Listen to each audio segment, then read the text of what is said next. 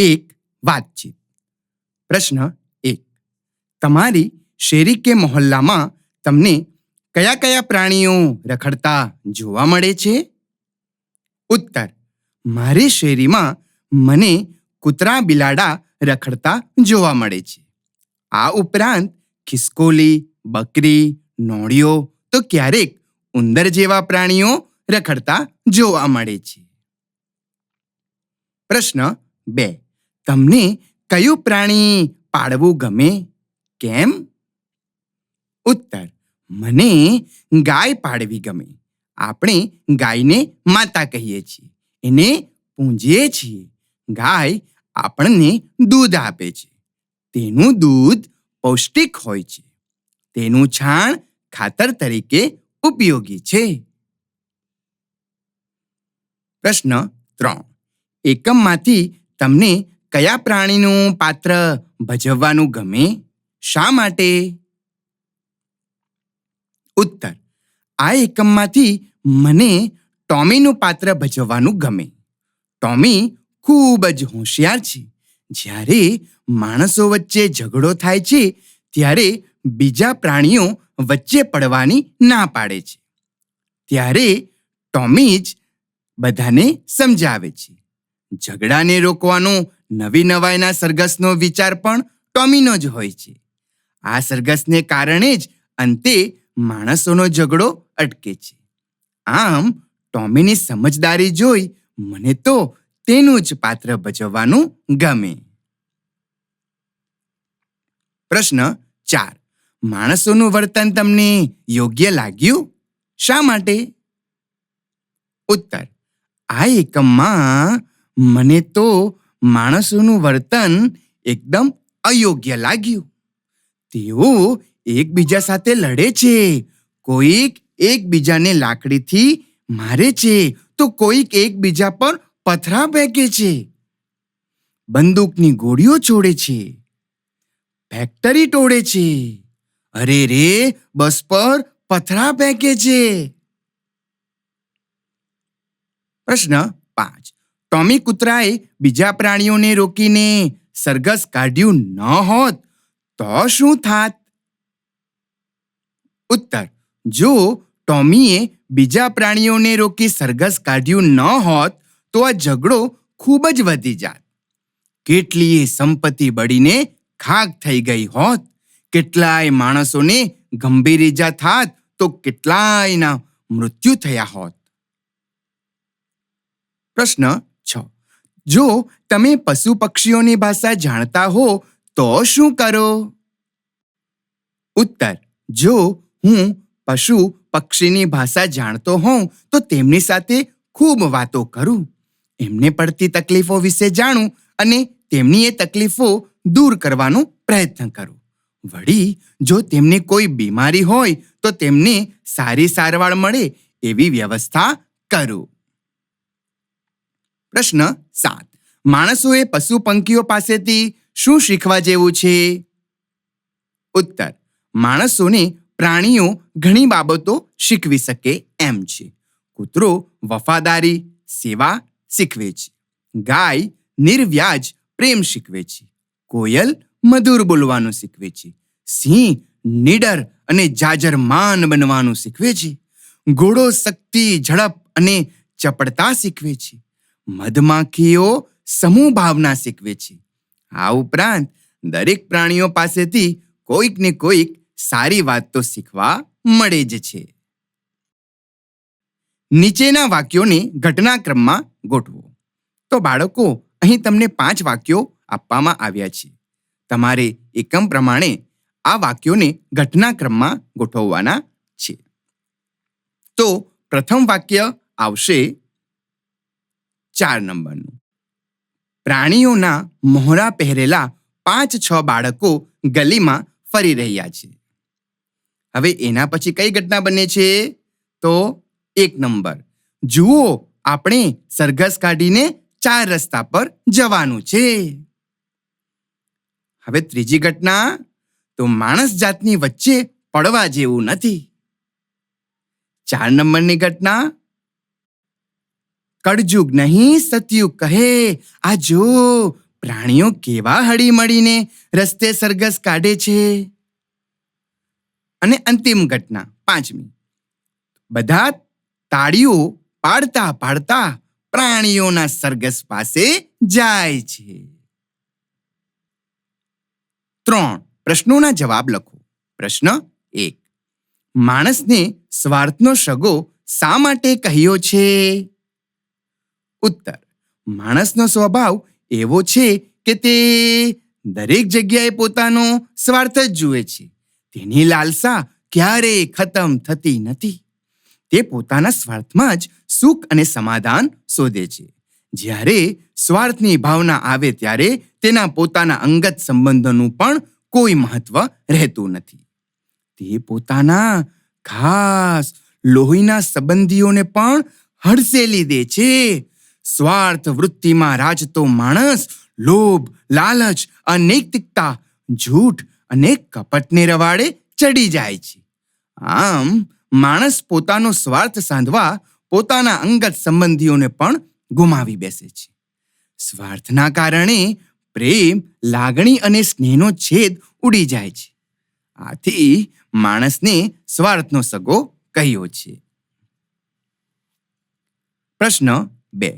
Tommy ગભરાયેલો શા માટે લાગતો હતો? ઉત્તર.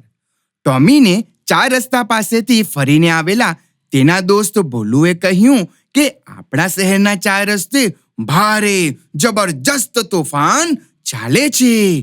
આ સમાચાર સાંભળીને ટોમી ગભરાયેલો લાગતો હતો.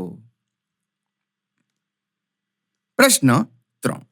કક્કુ કુકડાને શાનો ભય છે? કેમ? ઉત્તર. જ્યારે માણસોના તોફાનની વાત ચાલતી હતી ત્યારે બધા પ્રાણીઓ નવી નવાઈનું સરઘસ કાઢવાની ચર્ચા કરી રહ્યા હતા. એ વખતે બન્ની બકરી કહે છે કે કર્ફ્યુ ચાલતો હોય તો પોલીસ આપણને પકડી લેશે. ત્યારે ગૌરી ગાય કહે છે કે પોલીસ તો માણસોને જ પકડે. 4 પગવાળા તો કર્ફ્યુમાં પણ ફરતા હોય છે. આ સાંભળીને કક્કુ કુકડાને પોતાના 2 પગ હોવાને કારણે ડર લાગે છે કે જો કર્ફ્યુ હશે તો પોલીસ માણસોની સાથે તેને પણ પકડી લેશે. પ્રશ્ન 4. સરઘસને નવી નવાઈનું સરઘસ શા માટે કહ્યું હશે? ઉત્તર. પ્રાણીઓના સરઘસને નવી નવાઈનું સરઘસ કહ્યું હશે કારણ કે આ સરઘસમાં કૂતરો બિલાડી, ઉંદર, સાપ નોળિયો, બિલાડી મરઘીનું બચ્ચું, કૂતરો બકરીનું બચ્ચું વગેરે વિરુદ્ધ સ્વભાવ તેમજ એકબીજાથી ડરીને રહેતા પ્રાણીઓ કોઈ પણ લડાઈ ઝઘડા કે ડર વગર એકબીજાની સાથે સરઘસમાં સમાંતર ચાલી રહ્યા હોય છે. પ્રશ્ન 5. માણસ જાતની વાતમાં વચ્ચે પડવા જેવું નથી. ગંગુ ગધેડાએ આવું શા માટે કહ્યું હશે? ઉત્તર. માણસ જાતની વાતમાં વચ્ચે પડવા જેવું નથી. ગંગુ ગધેડાએ આવું કહ્યું કારણ કે જ્યારે તેની પીઠ પર ચાંદુ પડ્યું હતું ત્યારે એના માલિકે એની કોઈ દવા કરાવી નહોતી. વળી તેની પાસે દરરોજ કામ કરાવતો હતો. તેથી માલિક જેવા સ્વાર્થની સગાની વાતમાં વચ્ચે પડવા જેવું નથી એવું એ કહે છે. પ્રશ્ન 6. મને માણસની ભાષા આવડે છે એવું ટોમીએ શા માટે કહ્યું હશે? ઉત્તર. ટોમી એક પાલતુ કૂતરો છે જે પોતાના માલિકના પરિવાર સાથે રહે છે. સતત માણસોની સાથે રહેવાને કારણે તે માણસોની ભાષા, તેમના હાવભાવ અને વ્યવહારને સારી રીતે સમજી ઓળખી શકે છે. આથી મને માણસની ભાષા આવડે છે એવું ટોમીએ કહ્યું હશે. પ્રશ્ન 7. એકમમાંથી કયું પ્રાણી તમને વધુ રમૂજી લાગ્યું? શા માટે? ઉત્તર. આ એકમમાં મને બન્ની બકરીનું પાત્ર વધુ રમૂજી લાગ્યું કારણ કે જ્યારે ટોમી માણસો વિશે કહે છે કે જેને 2 પગ હોય તે ગમે ત્યારે ગમે તે કરે એવું મારા દાદાના દાદા કહેતા હતા ત્યારે બન્ની કહે છે કે તારા દાદાના દાદા કહેતા હતા ત્યારે તું ત્યાં સાંભળવા ગયો હતો. જ્યારે ટોમી નવી નવાઈનું સરઘસ કાઢવાનું કહે છે ત્યારે પોલીસ પકડી લે તેમાં કર્ફ્યુના બદલે કફવું કફરું એવું કંઈક કહે છે. અંતે સરઘસમાં ટોમી તેને તેની સોસાયટીના વરુ જેવા કૂતરા સાથે ચાલવાનું કહે છે. ત્યારે તે કહે છે કે મને એમનાથી બહુ બીક લાગે છે. એકવાર દરવાજાની બહાર થોડું ઘાસ ખાધું તેમાં તો મને ભોં ભોં કરીને એવી ભગાડી કે હું તો દોડી દોડીને થાકી ગઈ. પ્રશ્ન 8. ટોમીની કઈ વાત તમને ગમી? શા માટે? ઉત્તર: અંદરો અંદર લડાઈ કરતા માણસોને પરસ્પર પ્રેમભાવ, એકતાનો સંદેશો મળી રહે એ માટે એકબીજાથી ડરીને રહેતા વિરુદ્ધ સ્વભાવ ધરાવતા પ્રાણીઓ એકબીજાની સાથે સમાંતર ચાલે એવું નવી નવાઈનું સરઘસ કાઢવાની ટોમીની યોજના મને ખૂબ ગમી. પ્રશ્ન 4. પાઠના આધારે કહો. તો બાળકો, અહીં તમે જોઈ શકો છો તેમ કોઠામાં એકમાં કોણ બોલ્યું તે પ્રાણીઓનું નામ આપવામાં આવ્યા છે અને બીજી બાજુ શું બોલ્યું તે વિગત આપવામાં આવી છે. તો તમારે કયું પ્રાણી કયું વાક્ય બોલ્યું છે તે તમારે એની સામે શોધીને લખવાનું રહે છે. તો ચાલો આપણે શરૂઆત કરીએ. પહેલું છે ગવરી ગાય. તો ગવરી ગાયમાં આવશે, શું છે આટલું બધું? આમ ગભરાયેલો કેમ લાગે છે? બીજું છે બન્ની બકરી. જા જા, તને કોણે કહ્યું? હું હમણાં ત્યાંથી જ તો આવી. ટોમી કૂતરો. આપણે શું કરીએ? એમને લડવાની ના શી રીતે પાડીએ? કાળું કૂતરો. એને કર્ફ્યુ કહેવાય, ભાન પડે છે કંઈ? ગંગુ ગધેડો. તું પંખીની નાતમાં આવે, તારી જાત જુદી. લાલુ બકરો. લે, એટલી એ ખબર નથી. આગેવાન એટલે આગેવાન. 5. રેખાંકિત શબ્દનો સૌથી નજીકનો અર્થ ધરાવતા વિધાન સામે ખરાની નિશાની કરો. 1. મારા માલિક પણ ચા પીધા પછી બહુ ઘાટા પાડે છે. તો બાળકો, અહીં બહુ ઘાટા પાડે છે. તો ઘાટા પાડવું એટલે શું? તો આપણે જોઈએ.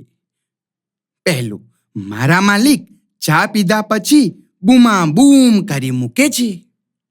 બીજું, મારા માલિક ચા પીધા પછી ખોટા ખોટા નખરા કરે છે. તો બહુ ઘાટા પાડવું એટલે શું? બૂમાબૂમ કરી મૂકવું. તો આમાં જવાબ આવશે પ્રથમ. બીજું, ભોલુની ફોજ સાપને જોઈને ઊભી પૂંછડીએ ભાગશે. પ્રથમ છે, ભોલુની ફોજ સાપને જોઈને ગભરાઈને નાસી જશે. બીજું છે, ભોલુની ફોજની સાપને જોઈને પૂંછડીઓ ઊંચી થઈ ગઈ. તો ઊભી પૂંછડીએ ભાગવું એટલે ગભરાઈને નાસી જવું. તો અહીં જવાબ આવશે પ્રથમ. ત્રીજું, ટોમીની વાત સાંભળવાને બદલે લાલુ બકરો ખાલી પીલી સવાલ પૂછ્યા કરતો. પ્રથમ છે, ટોમીની વાત સાંભળીને લાલુ બકરો પોકળ વાતો કરવા લાગ્યો. બીજું છે, ટોમીની વાત સાંભળીને લાલુ બકરો વારંવાર બોલવા લાગ્યો. તો બાળકો, અહીં ખાલી પીલી સવાલ પૂછવું એટલે શું? તો ખાલી પીલી સવાલ પૂછવું એટલે પોકળ વાતો કરવી. તો અહીં સાચો જવાબ આવશે પ્રથમ. 4. કક્કુ કુકડો બોલ્યો, અધ્ધર પદ્ધર વાત ન કરો. પ્રથમ, કક્કુ કુકડો બોલ્યો, નકામી પોકળ વાતો ન કરો. બીજું, કક્કુ કુકડો બોલ્યો, અધ વચ્ચેથી વાત ન કાપો. તો બાળકો, અહીં અદ્ધર પદ્ધર વાત ન કરો એટલે એનો મતલબ થશે નકામી પોકળ વાતો ન કરો. તો અહીં જવાબ આવશે પ્રથમ. 6. પાઠમાં આવતા ઉદાહરણ મુજબના શબ્દો શોધીને લખો. ઉદાહરણ: દોડા દોડી, લાતા લાતી. તો બાળકો, આવા શબ્દો તમારે એકમમાંથી શોધીને લખવાના છે. તો આપણે જોઈએ. પ્રથમ શબ્દ છે મારામારી. બીજું મુક્કા મુક્કી. ત્રીજું પટાપટ. ચોથું જોડાજોડ. અને પાંચમું સાથો સાથ. 7. પ્રાણીઓ આપણા મદદગાર. આ વિષય પર 15-20 વાક્ય લખો. ઉત્તર: વર્ષોથી આપણા મનુષ્યો પર પ્રાણીઓનો ખૂબ મોટો ઉપકાર રહ્યો છે. પ્રાણીઓ આપણા પૂરક તેમજ પોષક રહ્યા છે. જૂના જમાનામાં ઘોડો, હાથી, ઊંટ જેવા પ્રાણીઓનો મુસાફરી તરીકે ઉપયોગ થતો હતો. ગાયને આપણે માતા તરીકે પૂજીએ છીએ. ગાય, ભેંસ, બકરીના દૂધનો આપણે ઉપયોગ કરીએ છીએ. ગાય ભેંસનું છાણ ખાતર તરીકે ઉપયોગી છે. ગધેડું, બળદ, ઘોડો, ઊંટ અને હાથી જેવા પ્રાણીઓ ભાર ઉચકવામાં અને સવારી કરવામાં મદદરૂપ થાય છે. કૂતરું આપણા ઘરની ચોકી કરે છે. મધમાખી આપણને મધ આપે છે. ઊંટ રણપ્રદેશમાં મુસાફરી માટે ઉપયોગી છે. બિલાડી ઘરમાંથી ઉંદરોનો ત્રાસ દૂર કરે છે. 8. નીચે આપેલા ચિત્રને આધારે 5-6 વાક્ય લખો. બાળકો, અહીં તમને પેટ્રોલ પંપનું ચિત્ર આપવામાં આવ્યું છે. આ ચિત્રને જોઈને તમારે 5-6 વાક્ય લખવાના છે. તો ચાલો આપણે શરૂઆત કરીએ. આપેલ ચિત્ર પેટ્રોલ પંપનું છે.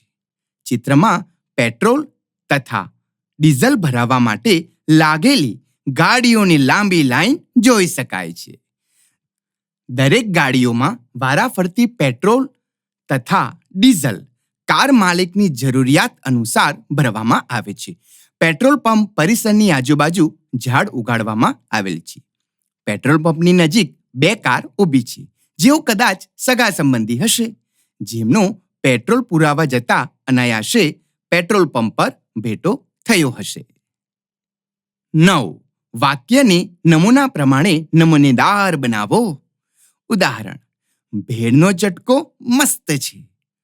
તો એનો ઉત્તર છે કે ભેળ ચટાકેદાર છે. તો બાળકો, અહીં ચટકો શબ્દ પરથી ચટાકેદાર બન્યું છે. તેવી રીતે પ્રથમ છે ભીમની ગદાનું વજન વધારે છે. તો વજન પછી શું બનશે? વજનદાર. તો ઉત્તર આવશે કે ભીમની ગદા વજનદાર છે. બીજું, આકાશમાં લહેરાતા ત્રિરંગાની કેવી શાન છે. તો શાન પરથી બનશે શાનદાર. ઉત્તર લખીશું: આકાશમાં લહેરાતો ત્રિરંગો શાનદાર છે. ત્રીજું, સરદાર પટેલની ભાષણની છટા અનોખી હતી. તો છટા પરથી છટાદાર. ઉત્તર લખીશું: સરદાર પટેલનું ભાષણ છટાદાર હતું. ચોથું, ટમીના અક્ષર સરસ મરોડવાળા છે. તો મરોડ પરથી મરોડદાર.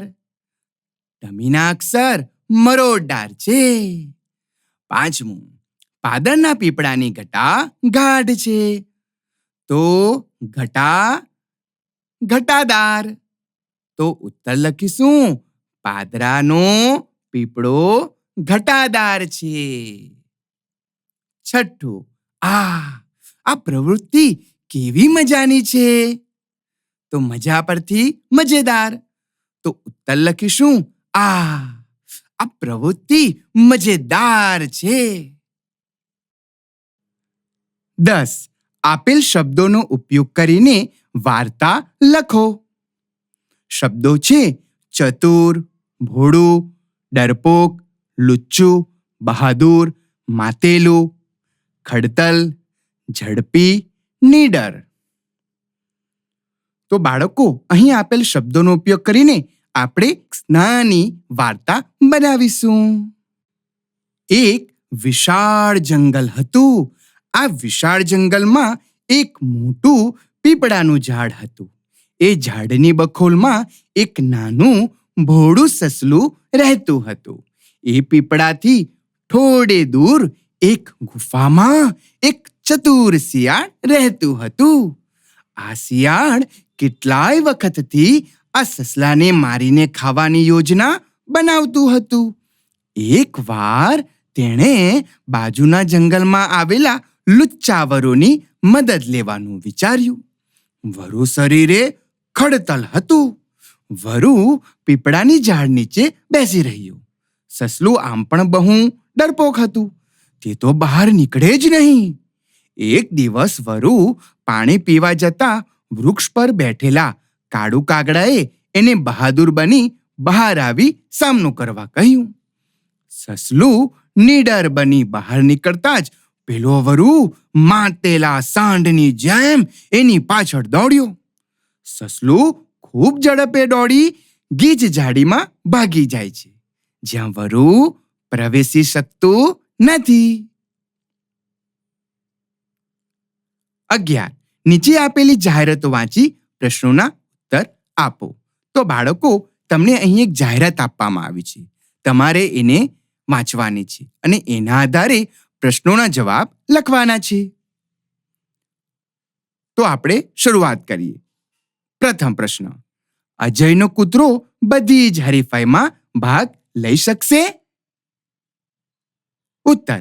અજયનો કૂતરો બધી હરીફાઈમાં ભાગ લઈ શકશે નહીં, કારણ કે હરીફાઈમાં ભાગ લેવા માટેની શરત છે કે સ્પર્ધક આપેલ હરીફાઈમાંથી કોઈ પણ 2 હરીફાઈમાં ભાગ લઈ શકશે. બીજું, મોનાલી ફી પેટે ₹150 ભરે છે, તો તેણે તેના કૂતરાને કેટલી હરીફાઈમાં ભાગ લેવડાવ્યો હશે? ઉત્તર. એક સ્પર્ધામાં ભાગ લેવાની ફી ₹75 છે. વળી મોનાલી ફી પેટે ₹150 ભરે છે, તો તેણે તેના કૂતરાને 2 હરીફાઈમાં ભાગ લેવડાવ્યો હશે. પ્રશ્ન 3. તન્મયનો કૂતરો એક રજત ચંદ્રક અને એક કાંસ્ય ચંદ્રક જીતે છે, તો તેણે હરીફાઈમાં કયો નંબર મેળવ્યો હશે? ઉત્તર.